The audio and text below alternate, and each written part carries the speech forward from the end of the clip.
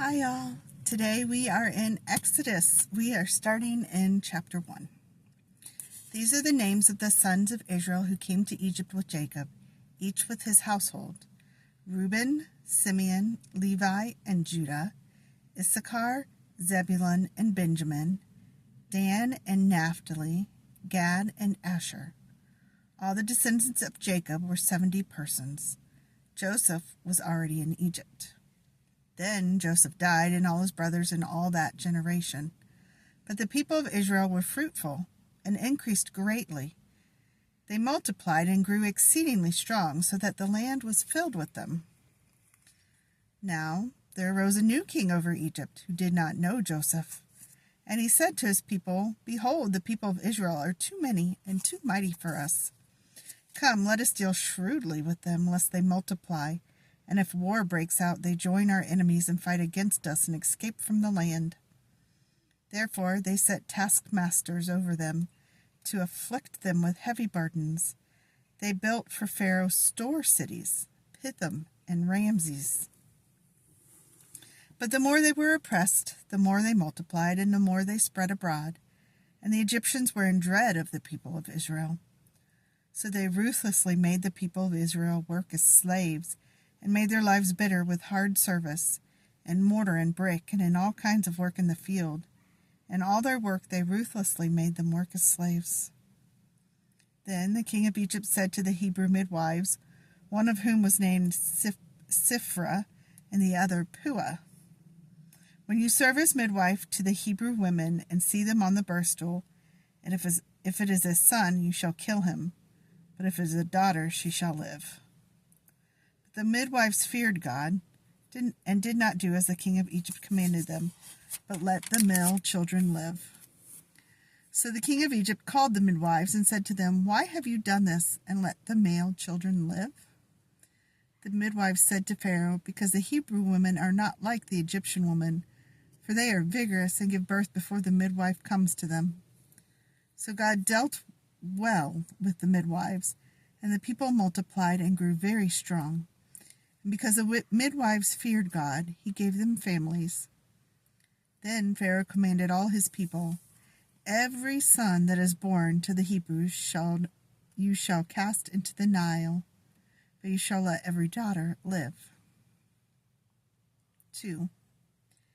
Now a man from the house of Levi went and took as his wife a Levite woman.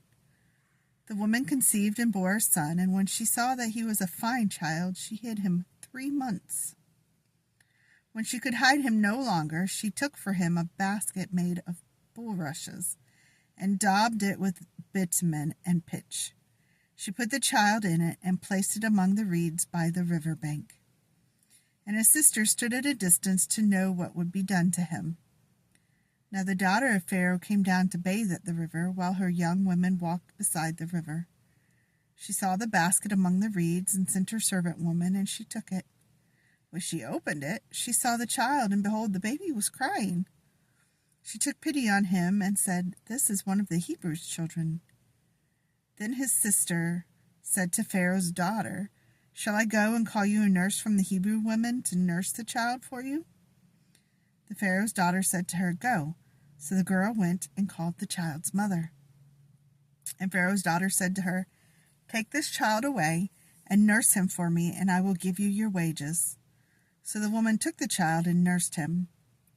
When the child grew older, she brought him to Pharaoh's daughter, and he became her son. She named him Moses, because, she said, "I drew him out of the water." One day, when Moses had grown up, he went out to his people and looked on their burdens, and he saw an Egyptian beating a Hebrew, one of his people. He looked this way and that, and seeing no one, he struck down the Egyptian and hid him in the sand. When he went out the next day, behold, 2 Hebrews were struggling together.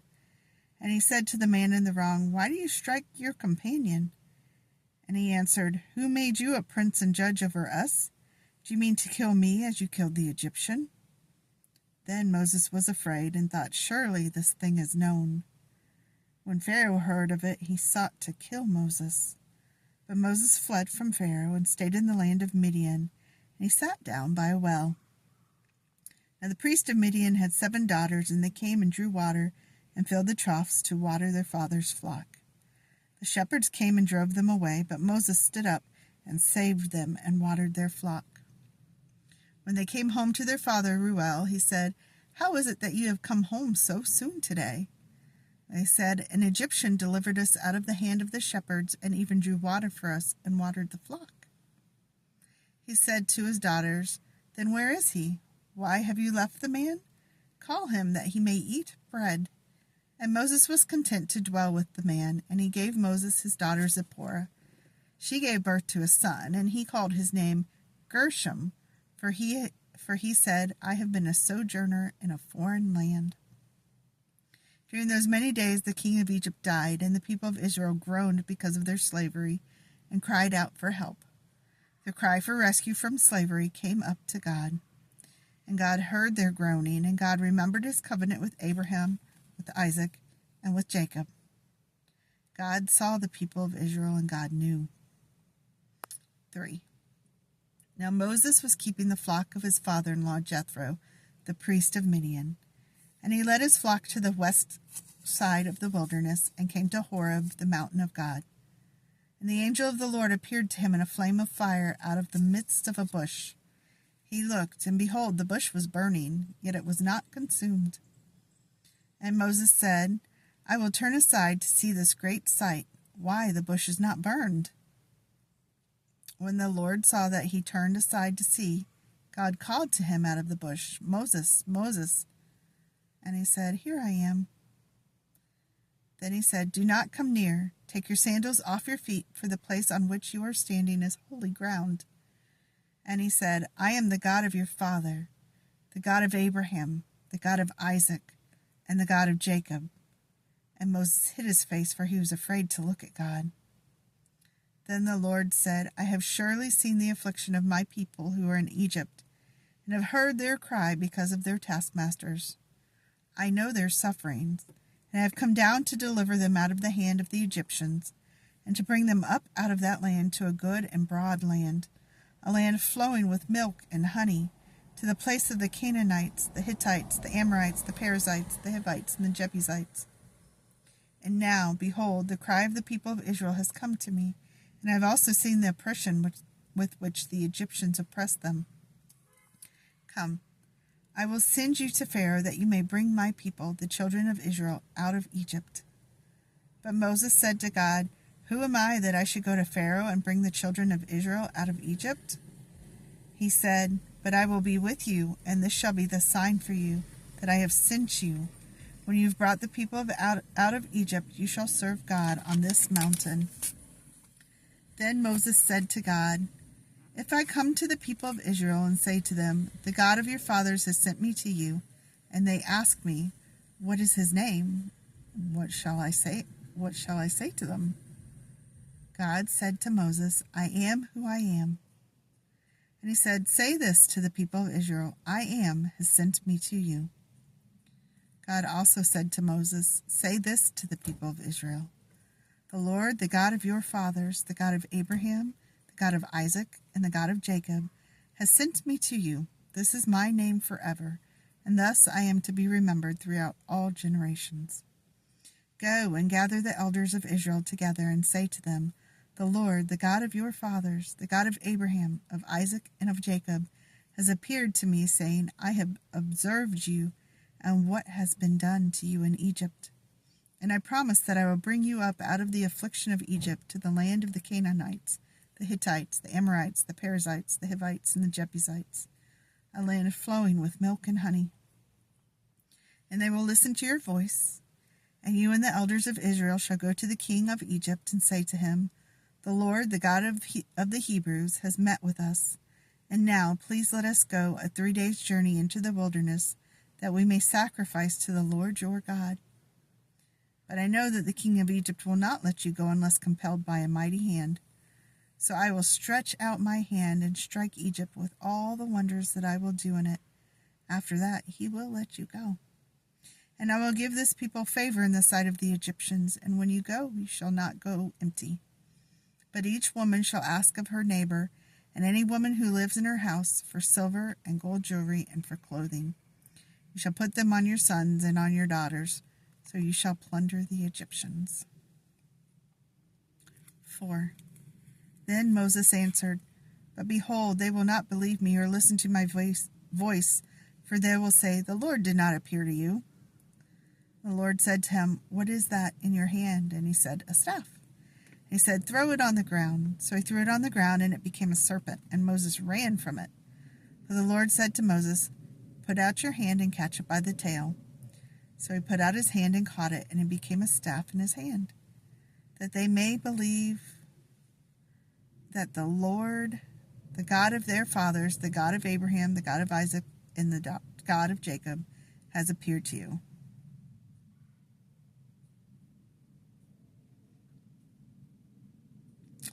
Put out your hand and catch it by the tail, that they may believe that the Lord, the God of their fathers, the God of Abraham, the God of Isaac, and the God of Jacob, has appeared to you.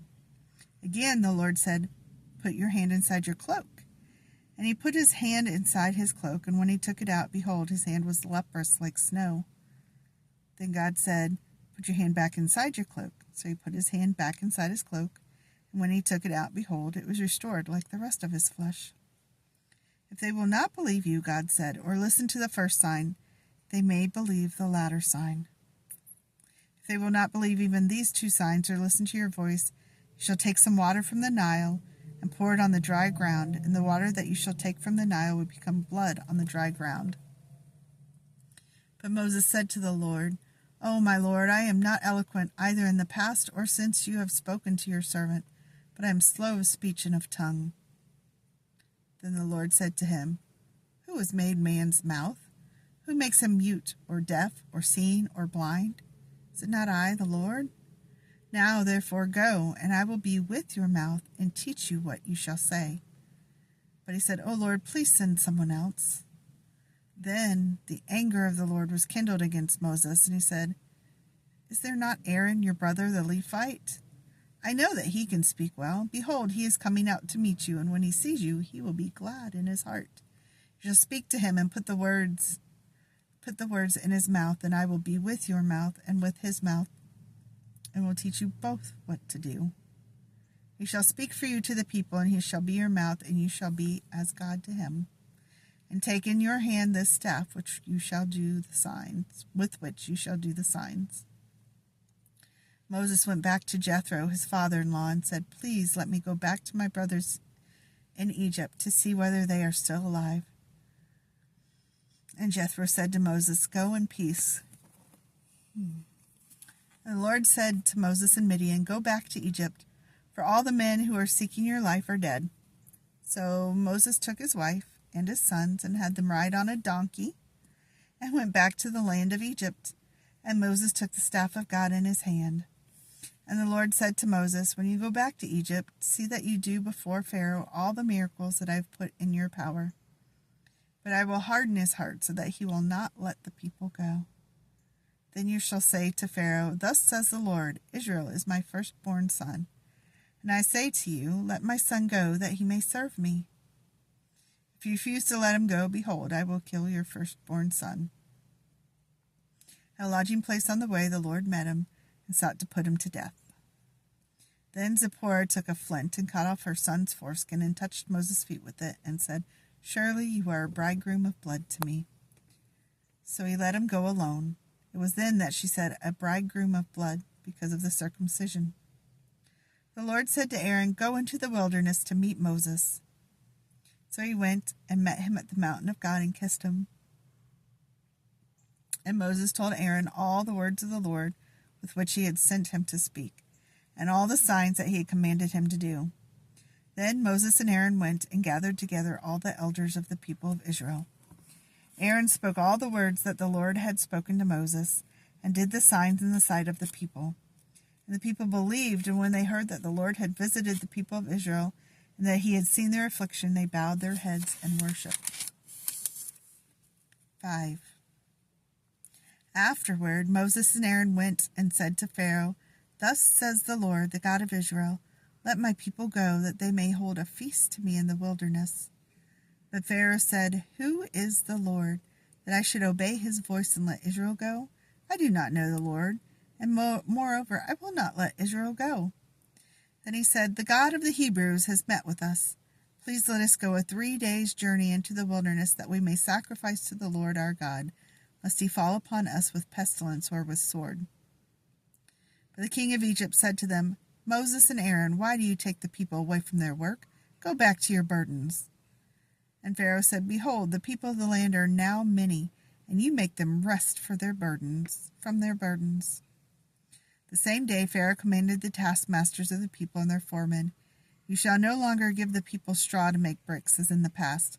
Let them go and gather straw for themselves. But the number of bricks that they made in the past you shall impose on them. You shall by no means reduce it, for they are idle. Therefore they cry, 'Let us go and offer sacrifice to our God.'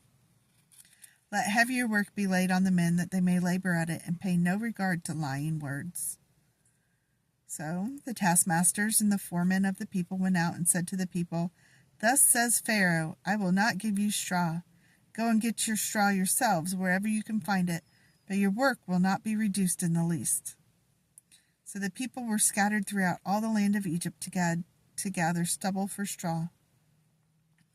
The taskmasters were urgent, saying, "Complete your work, your daily task each day, as when there was straw." And the foremen of the people of Israel, whom Pharaoh's taskmaster had set over them, were beaten and were asked, "Why have you not done all your tasks of making bricks today and yesterday as in the past?" Then the foremen of the people of Israel came and cried to Pharaoh, "Why do you treat your servants like this? No straw is given to your servants, yet they say to us, 'Make bricks,' and behold, your servants are beaten, but the fault is in your own people." But he said, "You are idle, you are idle. That is why you say, 'Let us go and sacrifice to the Lord.' Go now and work. No straw will be given you, but you must still deliver the same number of bricks." The foremen of the people of Israel saw that they were in trouble when they said, "You shall by no means reduce your number of bricks, your daily task each day." They met Moses and Aaron, who were waiting for them as they came out from Pharaoh. And they said to them, "The Lord look on you and judge, because you have made us stink in the sight of Pharaoh and his servants, and have put a sword in their hand to kill us." Then Moses turned to the Lord and said, "O Lord, why have you done evil to this people? Why did you ever send me? For since I came to Pharaoh to speak in your name, he has done evil to this people, and you have not delivered your people at all." 16. But the Lord said to Moses, "Now you shall see what I will do to Pharaoh. For with a strong hand he will send them out, and with a strong hand he will drive them out of his land." God spoke to Moses and said to him, "I am the Lord. I appeared to Abraham, to Isaac, and to Jacob as God Almighty, but by my name the Lord I did not make myself known to them. I also established my covenant with them, to give them the land of Canaan, the land in which they lived as sojourners. Moreover, I have heard the groaning of the people of Israel, whom the Egyptians hold as slaves, and I have remembered my covenant. Say therefore to the people of Israel, I am the Lord, and I will bring you out from under the burden of the Egyptians, and I will deliver you from slavery to them, and I will redeem you with an outstretched arm and with great acts of judgment. I will take you to be my people, and I will be your God, and you shall know that I am the Lord your God, who has brought you out from under the burdens of the Egyptians. I bring you into the land that I swore to give to Abraham, to Isaac, and to Jacob. I will give it to you for a possession. I am the Lord."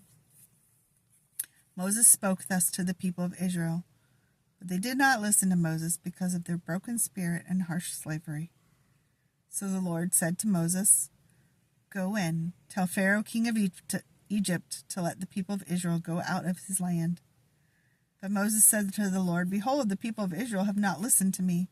How then shall Pharaoh listen to me, for I am of uncircumcised lips?" But the Lord spoke to Moses and Aaron, and gave them a charge about the people of Israel and about Pharaoh king of Egypt, to bring the people of Israel out of the land of Egypt. These are the heads of their fathers' houses: the sons of Reuben, the firstborn of Israel, Hanok, Palu, Hezron, and Carmi. These are the clans of Reuben. The sons of Simeon, Jemuel, Jamin, Ohad, Jachin, Zohar, and Shaul. The sons of the Canaanite woman. These are the clans of Simeon. These are the names of the sons of Levi according to their generations: Gershon, Kohath, and Merari, the years of the life of Levi being 137 years. The sons of Gershon, Libni, and Shimei by their clans.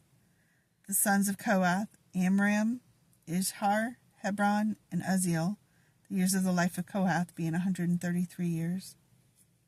The sons of Merari, Mali, and Mushi. These are the clans of the Levites according to their generations. Amram took as his wife Jochebed, his father's sister, and she bore him Aaron and Moses. The years of the life of Amram being 137 years.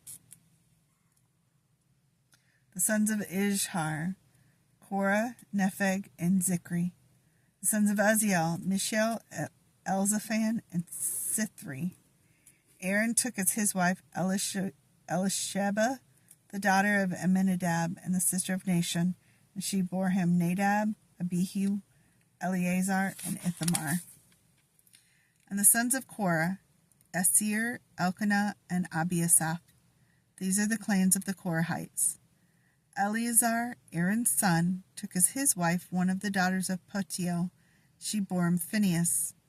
These are the heads of the fathers' houses of the Levites by their clans. These are the Aaron and Moses to whom the Lord said, "Bring out the people of Israel from the land of Egypt by their hosts." It was they who spoke to Pharaoh, king of Egypt, about bringing out the people of Israel from Egypt, this Moses and this Aaron. On the day when the Lord spoke to Moses in the land of Egypt, the Lord said to Moses, "I am the Lord. Tell Pharaoh, king of Egypt, all that I say to you." But Moses said to the Lord, "Behold, I am of uncircumcised lips. How will Pharaoh listen to me?"